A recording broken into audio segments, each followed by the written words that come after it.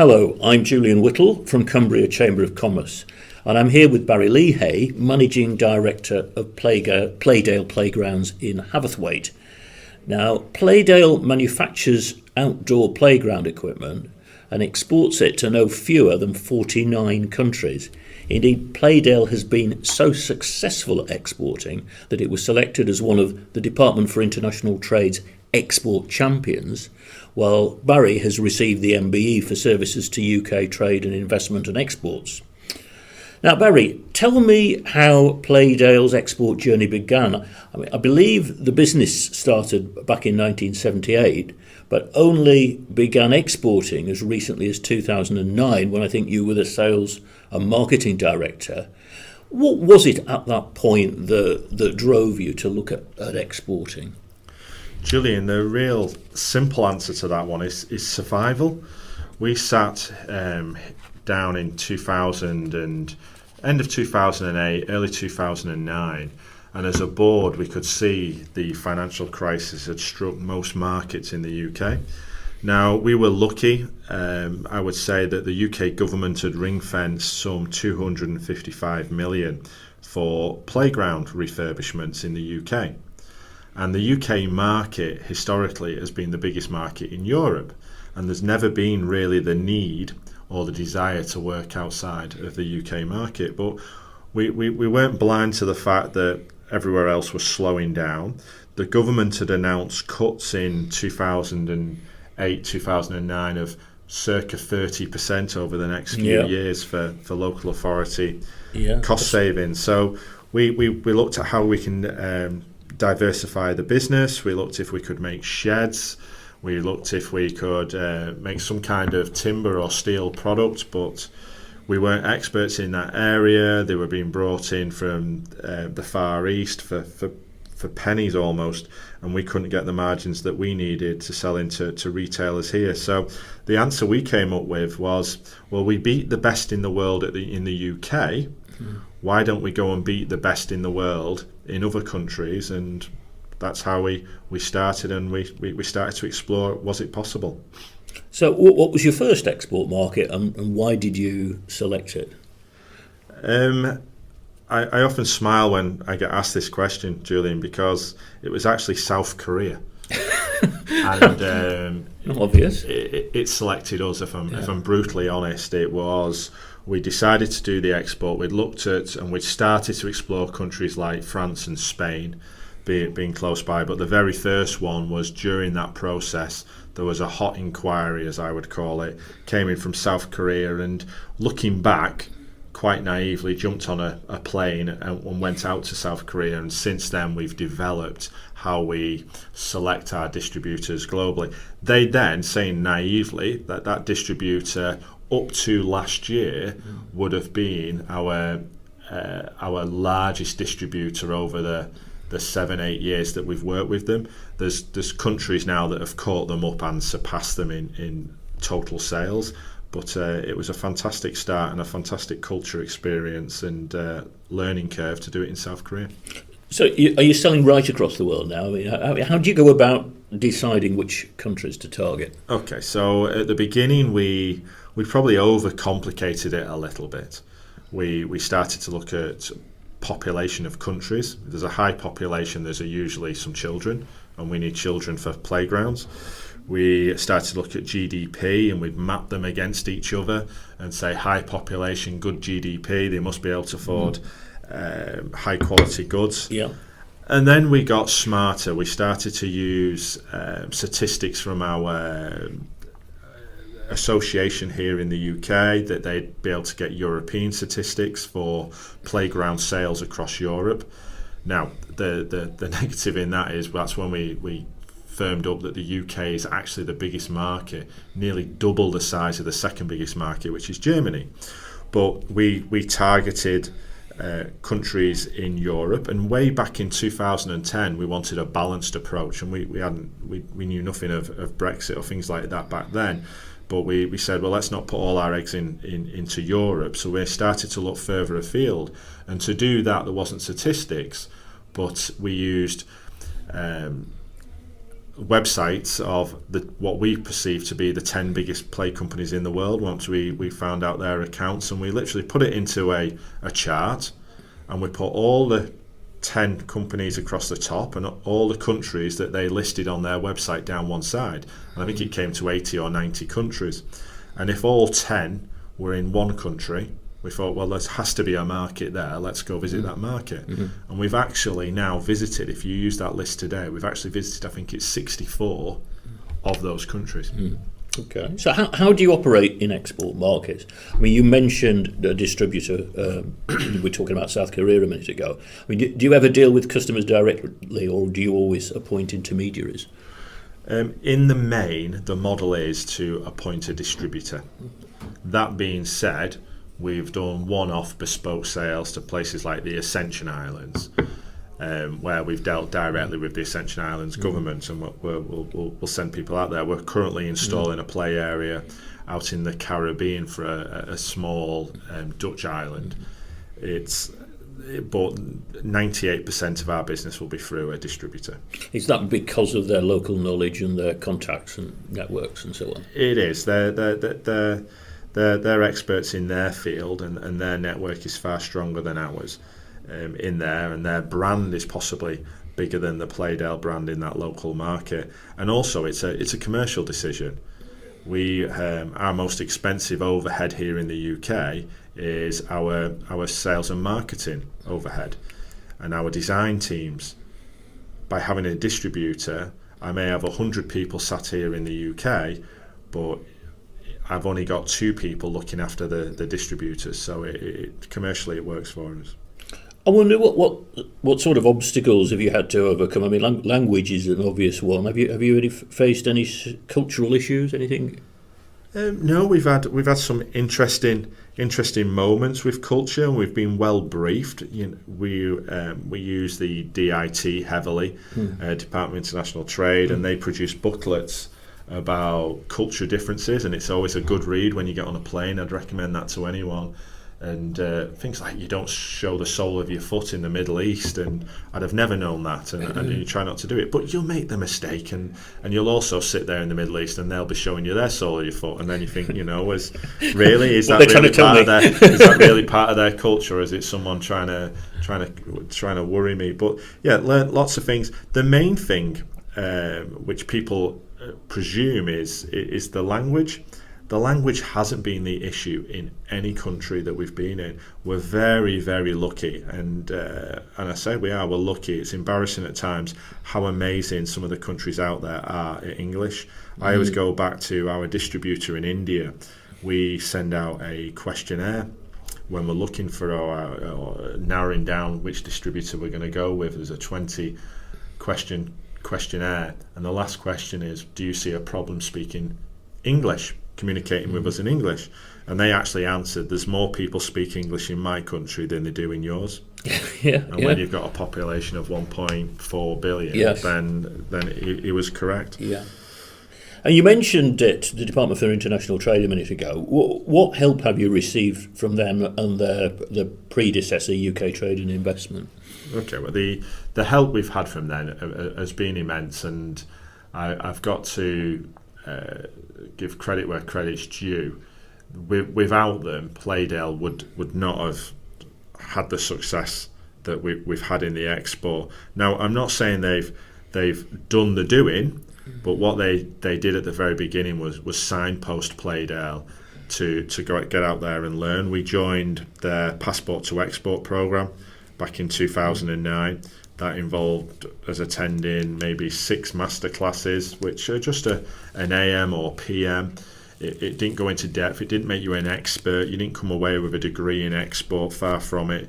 I used to come away with half a dozen action points, come back to the board at Playdale and sit here and say, right, we've got to do these actions, and people would look at me like I was crazy. What do you mean we've got to make crates? We've not got an order yet, or we've got to adapt the whole product line and make sure it fits for the world and the world standards. But over time, that action list has increased, and I think it started with 6 on the first course I went on, and it's now got over 700. And we still dip into it, but there's about 20 people dipping into it every week, and we're still completing actions. But from that passport to export, we've done we've done approximately 40 OMIS reports, which is the Overseas Market Introduction Service that introduces us to the market. I spend a week out in each market that we decide we're going to go to, and we were looking at doing 6 markets a year when we started, which would be one every 2 months, and I'd spend a week out in that market. I'd be based at the embassy with the DIT team, or the UKTI team at the time, and they'd assist me in meeting maybe 10 to 15 contacts, be it principals of schools, landscape architects, municipalities, local authorities, leisure contacts, and then potential distributors. And at times they've joined me at those meetings. At times they've given me the use of the embassy or the consulate car, and they've opened the doors. They don't conduct the meetings, but if I was to give anyone any advice around it, if Barry Leahey was to call up a company in Russia, then I'm pretty sure, "Hi, it's Barry Leahey from Playdale," wouldn't get past the receptionist. When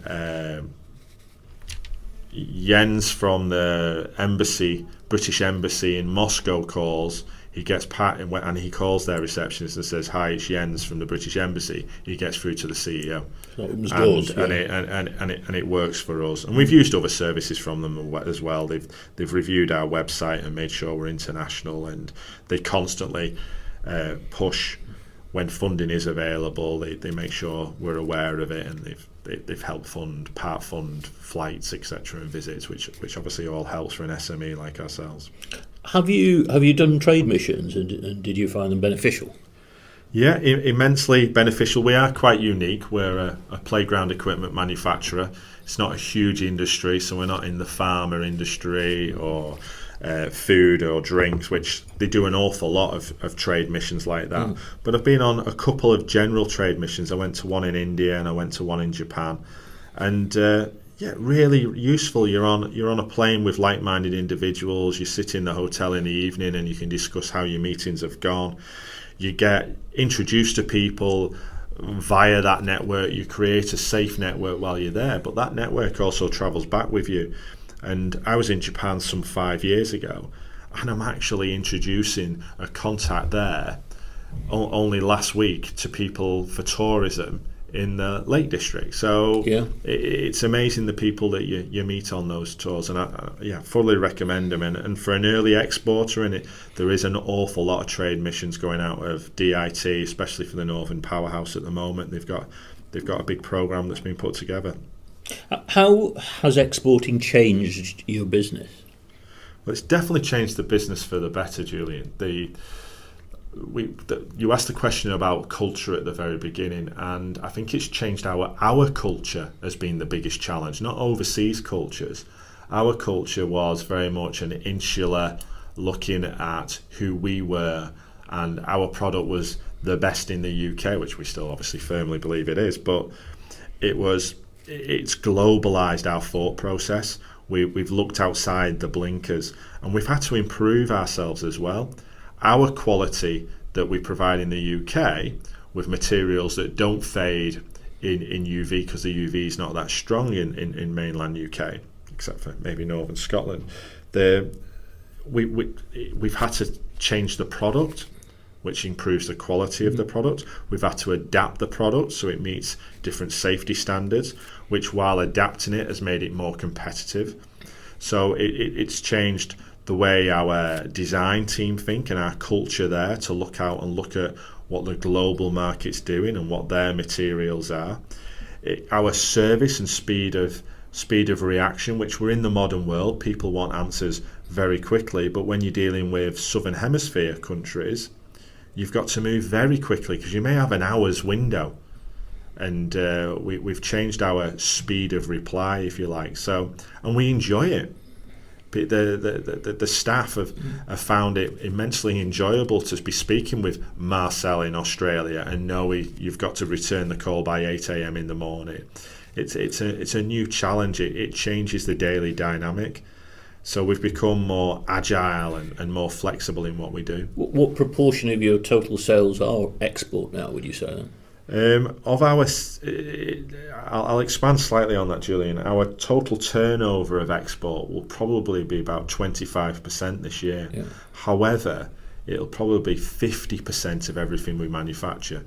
And the reason for that is, in the UK, we do the associated services, like the surfacing, the installation, the delivery, whereas your export, you put the stuff in a container or on pallets and you send it overseas and that's it. Yeah. So it's 50% of what this business does will be export. Do you make use of the Chamber's export documentation service? We do. Very, very early doors. DIT signposted us to the Chamber. And we've used the export documentation service since day one, EUR forms and having stuff translated into Arabic and checked, and it's worked. And I am touching wood when I say it, but in 10 years, we've never had a shipment sat on a port or stuck in customs anywhere. And I put that down to, we had to get the documentation right from the very beginning.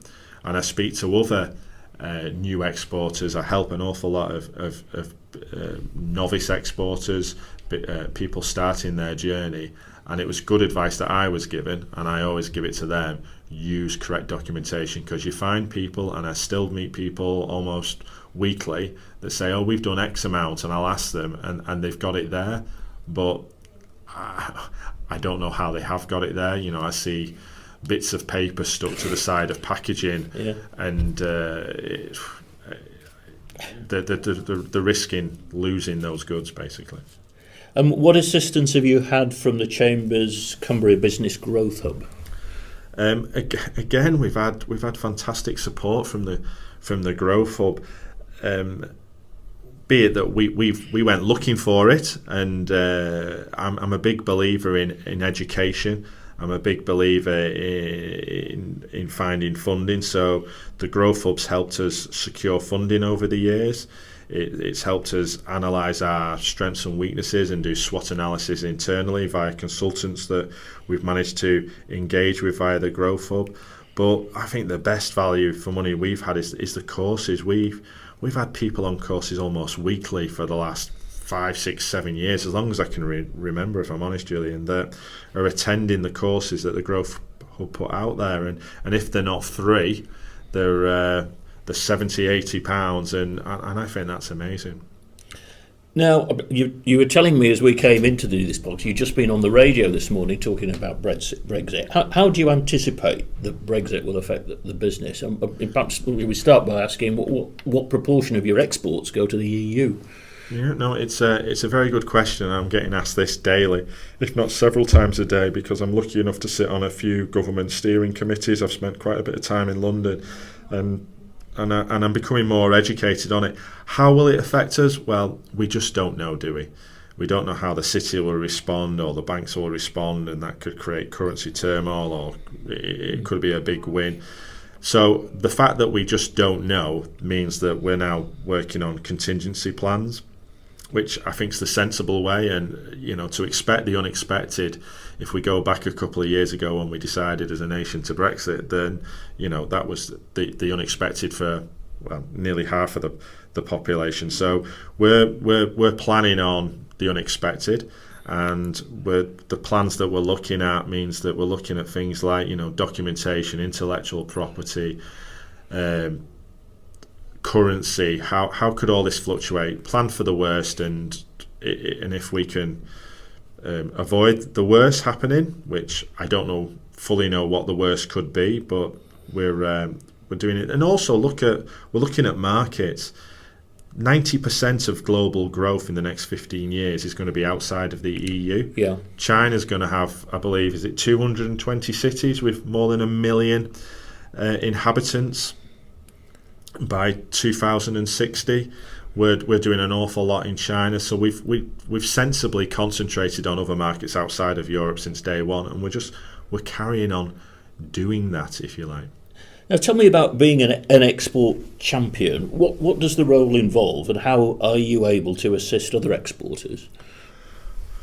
Okay, well, we signed up to this in 2013, and at the time, I think it was a pinch myself experience, because we were seen as experts, and we weren't experts. We were very much novices that were still making regular mistakes, and we still make mistakes today, but we ensure that we learn from them.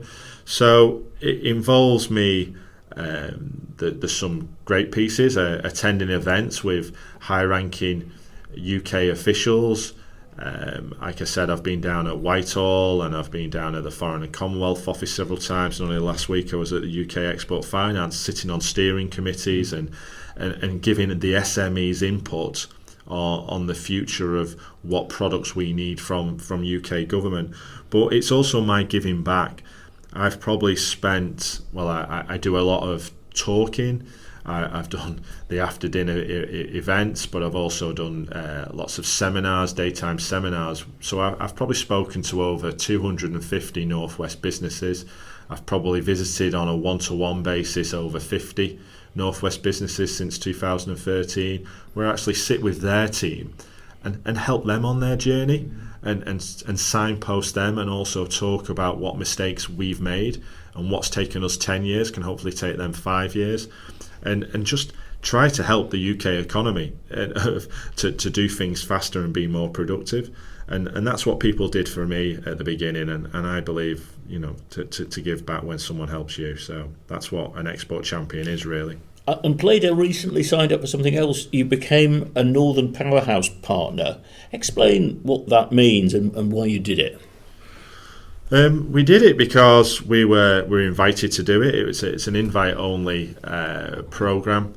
We are in there with some huge blue-chip businesses, which is very flattering. The brand of Playdale is recognised to rub shoulders with those brands. But why did we do it? I'm looking to inspire the North. I believe the Northern Powerhouse has a huge opportunity if we can work together.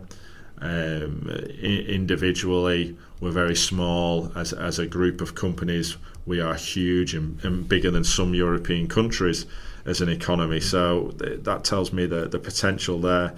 It allows me to receive practical advice from some bigger institutions, bigger companies, but it also allows us as experts to give something back. But it's really for me to drive that network. I think it's going to be what I make of it. We're at the very beginning of it, and the partnership setup is still in its infancy as well. So I think it's got huge potential, and I'm excited to be a part of it. Final question, Barry, but probably for a lot of people listening to this podcast, the most important one. What advice would you give to a first-time exporter or a business contemplating exporting for the first time? The very quick answer to that is, if we can, you can. And to expand on that, anything is possible if you're willing to put the hard work and graft into it. Export isn't an easy journey. It's a possible journey, but I don't believe anything is easy in business. You've got to do your research. Please do your desk research, but then get boots on the ground in the countries that you're looking at. You've got to experience culture. You've got to experience what their business practices are. But enjoy it while you're doing it, and embrace it. Get your company to embrace it. We have things like export lunches every couple of months. We put food on from the countries that we visited. We invite everybody in. We do presentations.